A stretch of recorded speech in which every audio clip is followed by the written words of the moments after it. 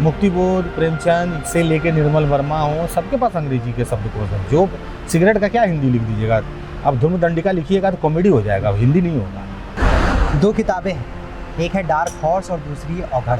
इन दोनों किताबों में से अगर मैं आपको कहूँ कोई भी एक चुन लीजिए तो शायद गलत हो, क्योंकि आपको दोनों ही चुननी पड़ेंगी।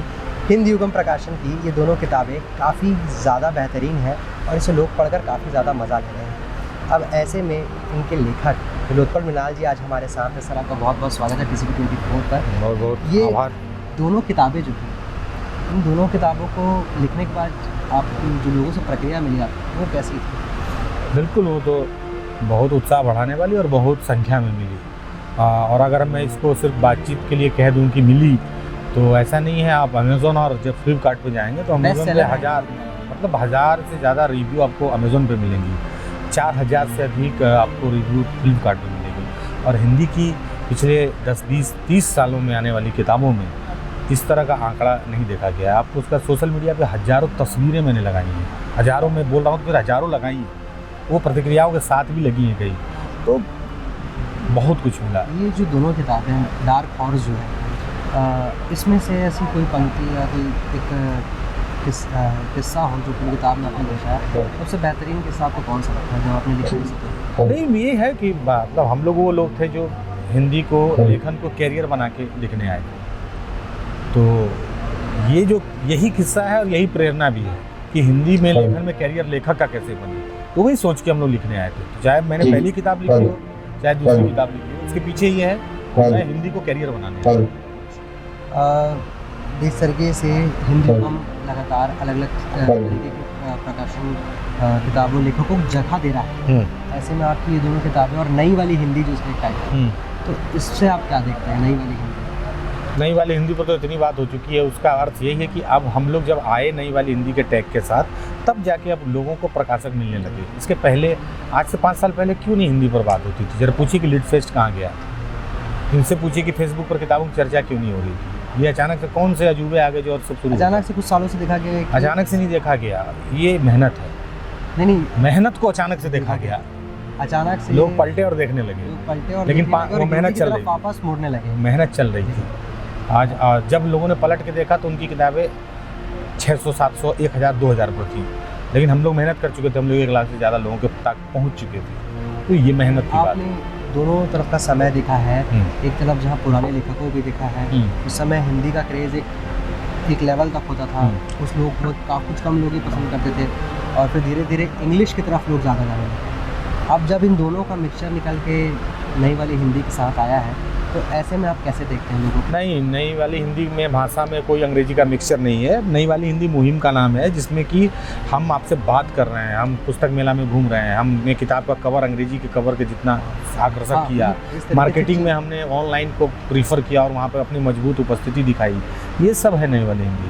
भाषा उसकी वही है जो प्रेमचंद की है, जो रेणु के पास है। औघड़ की भाषा रेणु की भाषा है, या प्रेमचंद की भाषा है, श्रीलाल शुक्ल की भाषा है। जैसे बाकी और किताबें हैं इनकी, मुसाफिर कैफ़े और मुसाफिर कैफ़े जैसी जो किताबें हैं वो निर्मल भाषा के यहाँ भी अंग्रेजी मिल जाता है। यानी कि हमारा जो वर्तमान का आलोचना है बिना पढ़े, उन्होंने पुराने को नहीं पढ़ा, उनका केवल नाम सुना है और कह देते हैं कि अरे प्रेमचंद महान थे, अब देखो 2-3 फालतू आदमी जा रहे हैं।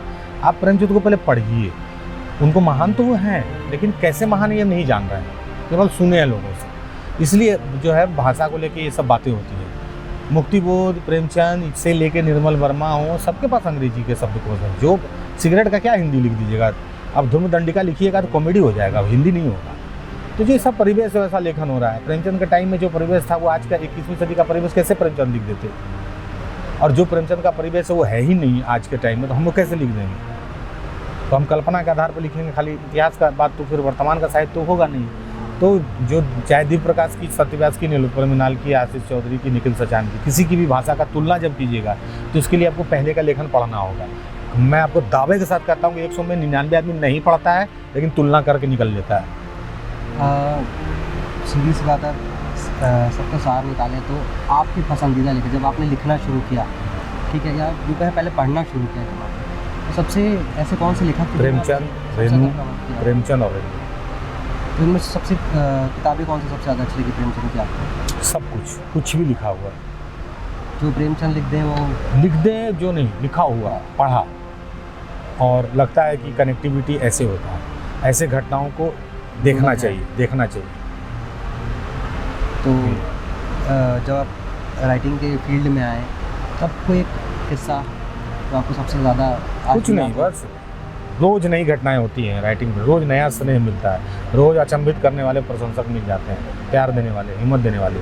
हर दिन हम समृद्ध हो रहे हैं, हमें कोई कुछ दे के जा रहा है, अपनी ओर से हिम्मत दे रहा है, अपनी ओर से साहस दे रहा है। साहित्य के प्रेमियों के लिए आप रायपुर में आज आए हुए हैं, क्या संदेश देना चाहते यही कि पढ़िए और जाके सोशल मीडिया पर लिखिए कि आप सच में पढ़ते हैं। इस भ्रांति को तोड़ दीजिए कि आप जो है कि पठनीयता नहीं है हिंदी में, इसको भूल जाइए, इसको तोड़िए।